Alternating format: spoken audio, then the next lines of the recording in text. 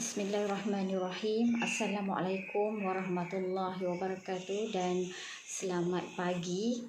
Alhamdulillah bertemu kembali kita dalam siri kelas online PDPR untuk bahasa Melayu untuk tingkatan 4. Okay, baik, pada pagi ini cikgu akan sentuh satu tajuk dalam soalan 3 iaitu pengetahuan dan kemahiran berbahasa, iaitu soalan 3E iaitu soalan peribahasa. Okey. Baik, dalam soalan peribahasa ini terdapat beberapa 6 markah yang diperuntukkanlah untuk calon-calon yang menjawab soalan peribahasa ini. Okey, bentuk soalan peribahasa ini ada pelbagai jenis, okey. Ada pelbagai bentuk, ada pelbagai jenis yang dikemukakan, okey. Yang biasa dikemukakan ada 3 bentuk, okey. Bentuk yang pertama ialah membina ayat dengan menggunakan peribahasa yang dikemukakan. Maksudnya soalan itu diberikan 3 peribahasa dan anda diminta untuk membina ayat menggunakan peribahasa yang dikemukakan itu. Okey, kemudian bentuk yang kedua adalah mengisi tempat kosong dengan peribahasa yang sesuai.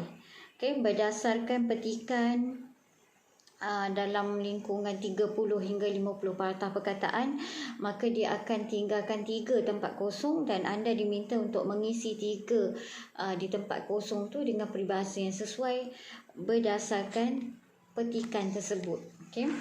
Dan jenis yang ketiga adalah menyatakan peribahasa yang sesuai berdasarkan ayat ataupun petikan yang diberi mengikut situasi itulah, situasi ayat ataupun situasi petikan yang diberi itu. Okey. Jadi anda kena menyatakan peribahasa yang sesuai. Okey. Jadi biasanya dalam soalan ni ada 3 ayat yang dikemukakan ataupun dalam bentuk petikan, maka anda kena menyatakan 3 peribahasa yang sesuai. Okey. Baik, itu saja untuk bentuk soalan dalam peribahasa, ada 3 bentuk. Okey. Kemudian petua untuk menjawabnya, yang pertama kena baca arahan dengan teliti lah. Yang kedua, pastikan anda menjawab mengikut kehendak soalan, sama ada soalan tu memerlukan anda membina ayat menggunakan peribahasa yang dikemukakan ataupun soalan meminta anda melengkapkan petikan yang diberikan dengan peribahasa yang sesuai, ataupun yang ketiga menyatakan peribahasa yang sesuai berdasarkan ayat yang diberikan. Jadi 3 bentuk tu yang mana satu kehendak soalan tu. Jadi anda kena faham dan teliti kehendak soalan tu. Okey. Kemudian yang seterusnya, jika soalan itu membina ayat, fahami peribahasa tersebut dan binalah ayat yang menunjukkan maksud peribahasa tersebutlah yang berkaitan dengan ayat. Okey, yang dapat menepati maksud dan juga menepati dalam pembinaan ayat itu. Dari segi maksud tu, maknanya kamu bina ayat tu tepat dengan maksud peribahasa tersebut. Okey. Yang kedua, kalau soalan melengkapkan petikan dengan peribahasa, jadi kamu kena faham dulu petikan tu, faham dulu maksud petikan tu apa, kemudian barulah menentukan peribahasa yang betul, yang tepat, yang menepati konteks ayat tersebut dalam petikan itu. Okey. Dan bagi soalan yang meminta anda menyesuaikan peribahasa dengan maksud ayat yang diberi, anda haruslah terlebih dahulu memahami maksud keseluruhan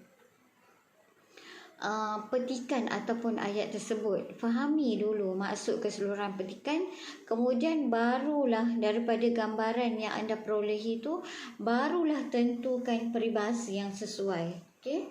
Barulah menentukan peribahasa yang sesuai mengikut konteks petikan tersebut. Okey. Jadi di situ ada 3 bentuk soalan dan petua-petua untuk menjawab soalan bahasa. Okey, sampai di sini saja dulu. Sekiranya ada apa-apa masalah ataupun ada apa-apa yang ingin bertanya, yang ada kemusykilan ataupun ada yang tidak faham, anda bolehlah WhatsApp ataupun Telegram kepada cikgu, okey, PM tepi cikgu untuk bertanyakan soalan peribahasa ini. Okey, cikgu harap anda semua dapat menjawab latihan dengan baik, dengan betul dan tepat dari segi kehendak soalan, membina ayat ataupun mengisi tempat kosong ataupun menyatakan peribahasa yang sesuai mengikut kehendak dan konteks soalan tersebut. Okey. Baik, sekian dulu. Cikgu akhiri dengan wabillahi taufiq wal hidayah. Wassalamualaikum warahmatullahi wabarakatuh.